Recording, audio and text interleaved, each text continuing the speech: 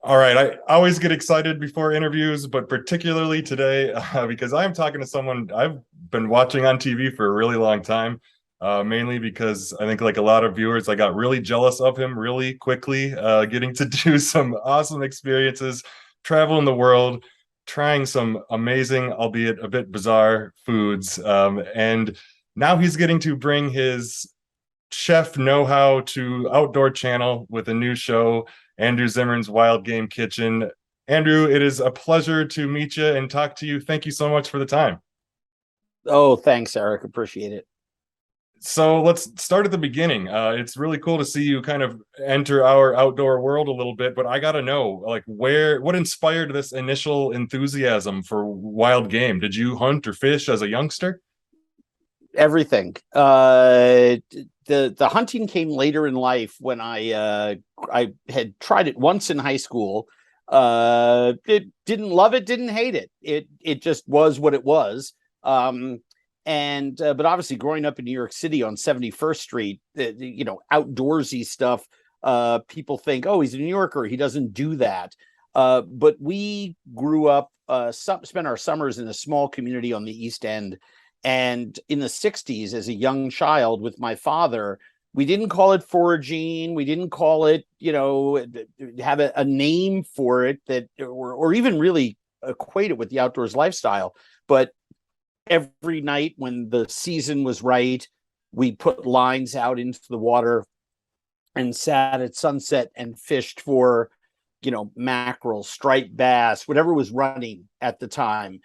We crabbed all through July until the water in the estuaries got a little too warm. We just throw rotted chicken legs on a string out into these tidal estuaries that were less saline than the ocean and slowly pull them back and scoop up dozens and dozens of crabs for a crab boil.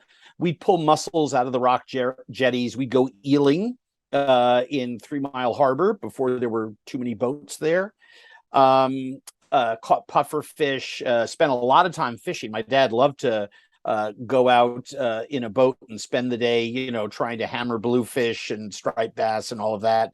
And digging clams. I mean, these were things that were free.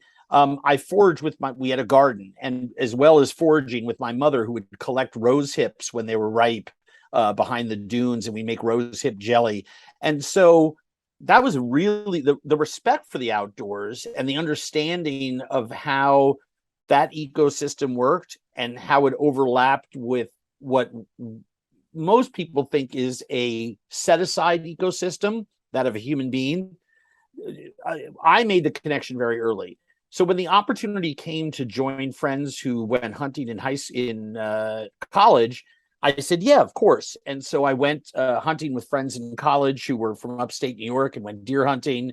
We were on private land, and they had been doing it for generations there. So it was, if you introduce someone to deer hunting and, it's 10 degrees above zero and there's a foot of snow on the ground, it can get pretty miserable pretty fast and turn people off. But in the fall in Osable Falls in New York, on 1,000 acres or more of private land, with going up into a tree stand, and an hour later, an 8-pointer comes walking by. It's one of the great thrills of a lifetime.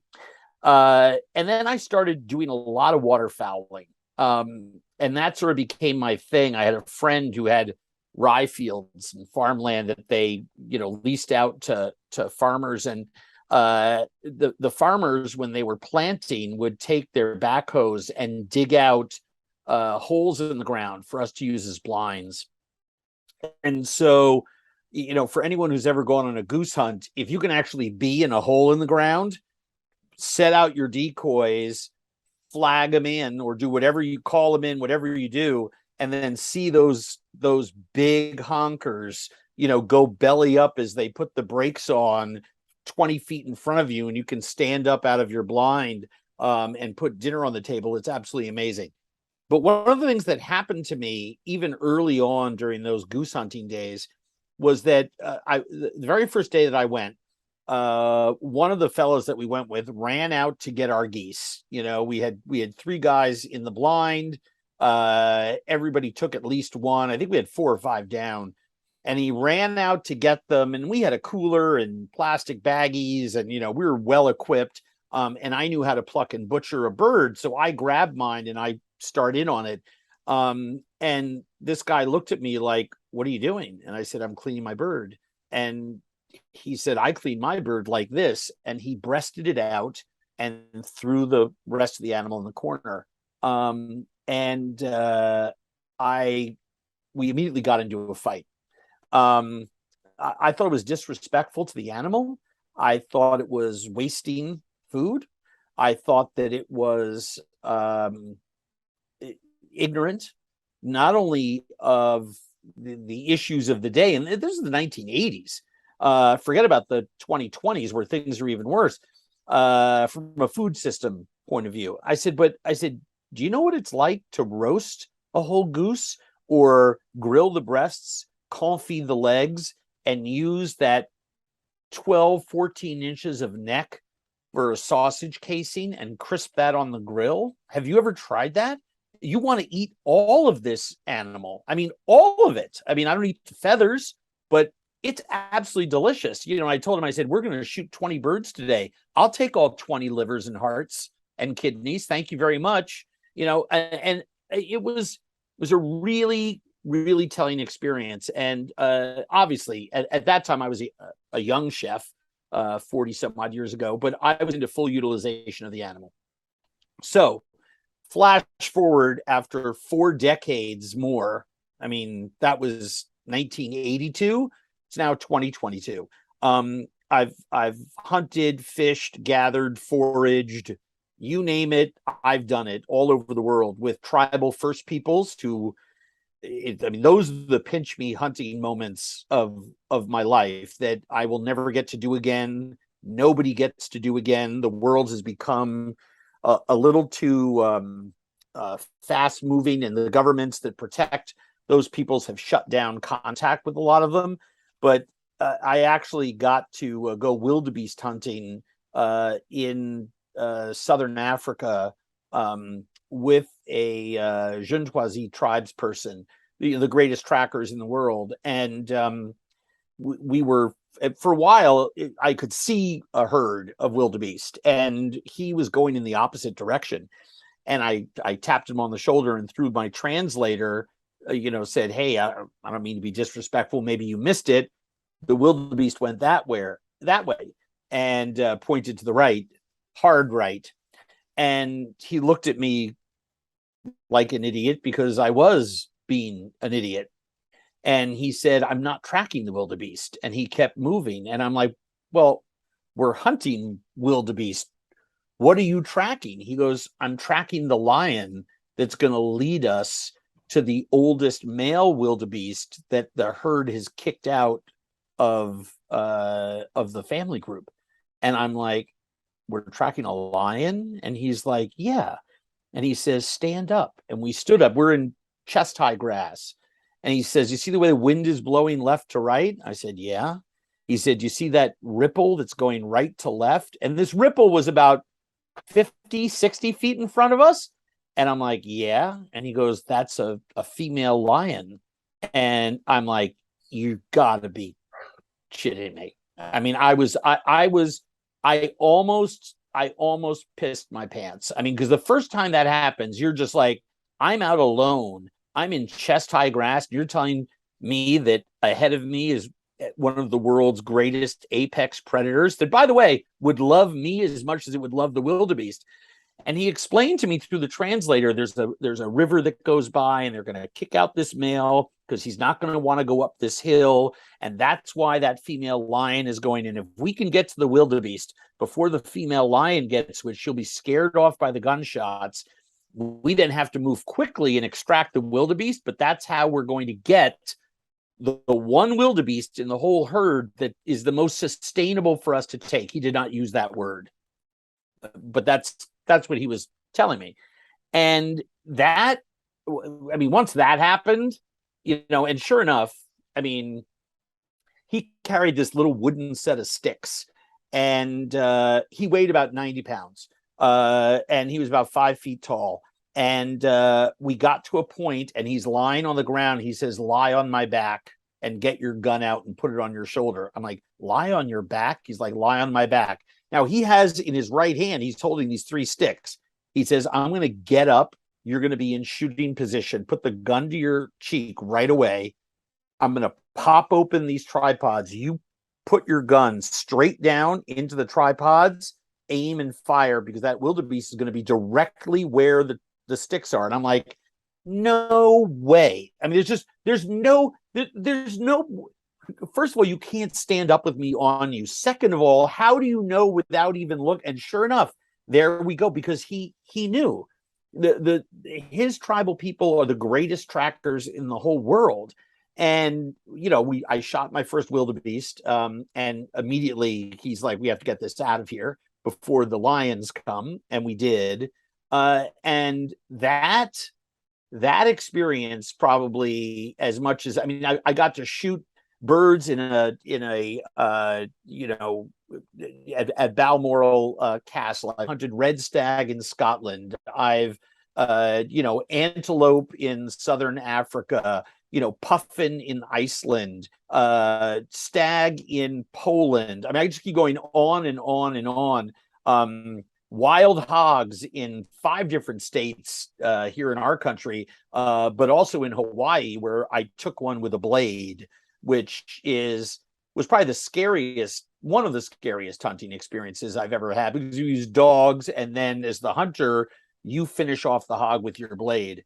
And most people make a joke about pig sticking, but when you are and a couple of buddies are trying to hold down a 400-pound animal, and you have to dispatch it by hand, is a whole other realm. So in all of the shows that I would do, and all these hunting experiences all around the world, and my own duck hunting, deer hunting here in Minnesota, going with friends and shooting in different states, and having the opportunity to be asked to go places, obviously, at a certain point in my career, I kept thinking back to that one bozo throwing away the goose legs. And I've never done a stand and stir show in my life.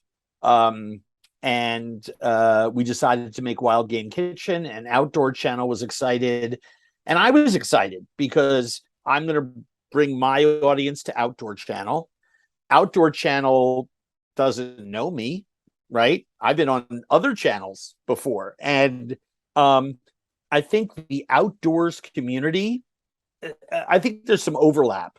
The people who know that I participate in it because of other content that I've made, they've been like, "Well, I've seen his show. He's a pretty good shot, and he looks like he shows up and does this all pretty regularly. He's not acting, but editing is editing. Is he really hunting pigeons in barns in Virginia? Is he really going pheasant shooting in Iowa with that family? Is he really doing all these things, or is he just walking along and then magically something happens and a bird pops up and there's a gun barrel, and is it him?" And yeah, it's me. But I thought, and by the way, it's a comfort food dish here in Minnesota, and I love it as much as anyone. But taking the pheasant fresh, throwing it into a crock pot with 2 cans of cream of mushroom soup, and serving it over Uncle Ben's instant rice is how so many of us grew up with game. And we're like, okay, it's it's a meal, but I don't think that expresses the best quality of the bird. And I said, there's a food revolution going on, and the people in the outdoors community they're making jerky, they're making bacon with wild boar belly, they are roasting haunches of the animal and serving a crowd. They're not just grinding for burger, right? They are looking for more recipes and more techniques. And I said, something? There's this incredible pillar within the food community that wants to see live fire cooking. And by the way, weekend enthusiasts who love to build a fire and all day long and be cooking on it all night. And then there's the outdoors community that's underserved with progressive ideas in food. But these are people who love food, right? I mean, everyone. So why can't I bring them together? So that's the idea of the show. I hope I'm right. But I think I also, I mean, look, there's a whole disconnect between people who look and sound like me from big East Coast cities and, what I'm a cliche, and then people have a cliche about people who hunt. It's like, well, I'm offended by that. I'm a hunter. I tell people all the time, I said, excuse me, I'm a hunter. I'm a member of all the associations. We're the most, what exposed me to my social justice causes was being a hunter, because we're so aware of what's actually going on. I tell people all the time, if you want to understand what's going on with the American farming system, go visit a farm, moron. I mean, people make assumptions about what a farm is like without ever having been on one. Don't talk about outdoors people or what it's like to hunt and fish unless you've actually done it and met those people and shared time with them and said, yeah, they're just like me. There is no cliche. We all belong to the same community. So I hope I'm right that food is the place, that intersectional point where we can all agree that we'd like to see a better way to eat a pheasant. And I gave them one in season 1. I agree, and I think you are right. I love all that too. Let me just say the authenticity does come across. It does seem real, very much so. And you said it yourself. You haven't done a stand and stir show. I love that Yep. term. I hadn't heard that. But that's very Well, much. everyone has asked. Uh-huh. Everyone's asked, but it's like they kind of bore me. Like I want to do something unique. I've always, you mentioned, you referenced Bizarre Foods, which is how most people know me, right? And I've made 8 other shows on television, 9 other shows on television. I have, Iron Chef on Netflix and Family Dinner on Magnolia right now. And I've 3 shows on 3 networks right now. I mean, that's pretty rarefied air. I'm the luckiest guy in the whole world. But the idea of what gets me excited about a project is I don't want to be the best. I want to be the only. I'm not the best. I'm not the best at anything I do. But in a lot of the projects that I do, I am the only, and I don't think there is a show like this anywhere. I think I'm an only in this case. My production company made this program. The visual effects are amazing. The videography is incredible. The locations are insane. I'm just super excited for people to get the whole first season's great. Season 2 we shot in Texas at Broken Arrow Ranch, and I mean, just a whole different feel to it. We did a whole different set of foods, and we're shooting season 3 right now as we speak. So super excited, and I hope everyone watches it. Why should Food Network be the only place that people are watching food? It doesn't make any sense to me. People who are in the outdoors, I mean, I love showing folks, here's what you can do with a wild caught trout. But even if you are just watching from your chair in your living room and you never put a line in the water ever, but you're going to do the same thing with halibut or salmon and use my recipe for trout, fantastic. If you've never had wild pheasant and have no access to it and don't even hunt, I hope you watch the show, because you can use chicken or Cornish hen or duck or turkey parts, and that recipe for pheasant will work just as well. And so we're really trying to make something that's inclusive for everyone. It's coming across that way for sure. I gotta ask, before we end this, something about just like sort of your proudest moment. You've really done an exceptional job, I think, of presenting ways and avenues of exploring and then definitely respecting other people and other cultures through food. So you've also got a ton of charitable organizations that you're involved in, and meaningful causes that you are behind. Is there one or a couple of things that you kind of put a stamp on and you say that is, I think, what I'm most proud of across my time in this space? Wow. It's definitely, I mean, look, I've won 4 James Beard Awards, been nominated for 13 others. I have an Emmy on my mantelpiece. Um, I'm the luckiest guy in the world. I've had a lot of really great career highlights.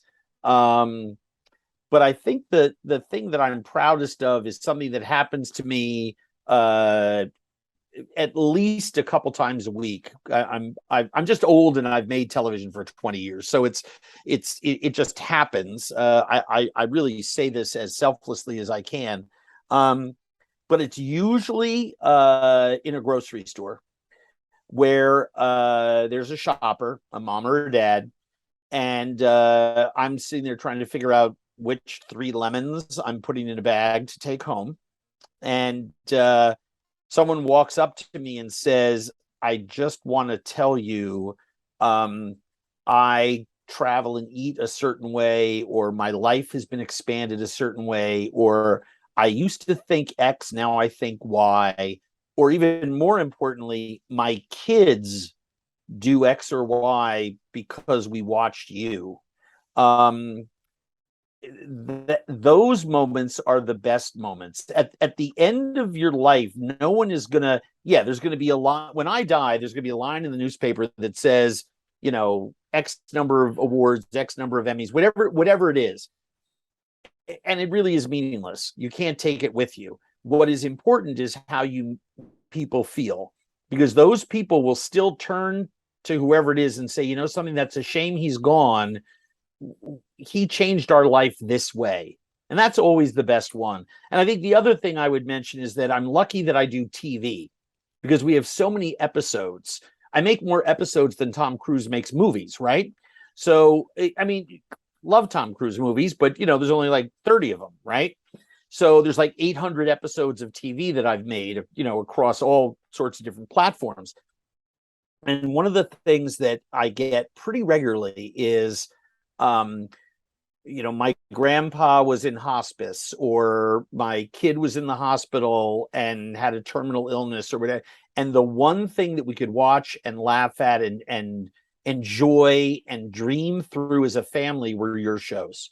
And I get a letter like that once a month with a picture of someone who's no longer with us, with that person who is writing the letter, say, I just want you to know, in those last days, weeks, months, we just binged your shows and it was our enjoyment together. That kind of stuff. I mean, it just wobbles your knees. I mean, you can't be human and not be affected by that. That's, I don't know. That's the really cool, important stuff that when I hear that, not only does it make my day, but it makes me better in front of the camera the next time, because I remember there's someone out there who needs to see whatever it is I'm doing for whatever reason. Entertainment, yeah. Do I preach messages all the time? Am I too messagey? Sure, of course I am. I mean, go to andrewzimmern.com, hit my partner page. I mean, there's more charitable organizations and more things I'm trying to lift up. We have a lot of problems in the world, and I'm trying to bring people together and solve them. But at the end of the day, I make an entertainment show. I mean, I want people to come home, pop a beer, put their feet up, and enjoy themselves for a little while. And if along the way they can pull something else out of it, that's gravy. I love that perspective. That's the kind you're supposed to have, and sort of the kind I knew you would have, and the response you would provide. But that's really great. Let's do our best to try and maybe get some more people, into that group by sharing the pertinent information about Andrew Zimmern's Wild Game Kitchen. Can you let Sure. us know, when it's on, when new It episodes? Monday nights at 9 Eastern on Outdoor Channel. Obviously, outdoorchannel.com. You just enter in my name or Wild Game Kitchen. All the information on rebroadcasting, digital assets, fun stuff, bloopers, recipes, all of that stuff. And all the master recipes, along with everything else you need. All information about Andrew Zimmern is at andrewzimmern.com. I would encourage people to join my Substack. We're doing most of our work on my website and on Substack. If people want a lot of great content, that's where it is. And of course, you know, if you like what I do on the Outdoor Channel, there's Family Dinner on Magnolia and Iron Chef on Netflix, and we're excited about what the future is bringing. Brilliant. Well, thank you again so much. We will certainly be watching. I know a lot of other outdoor folk will be too. I really appreciate it, Andrew. Oh, no, thank you. I really appreciate you, Eric. And to all your listeners, thank you very much. We appreciate the support for everyone on our Wild Game Kitchen team. Indeed. All the best. Take it easy. Bye-bye.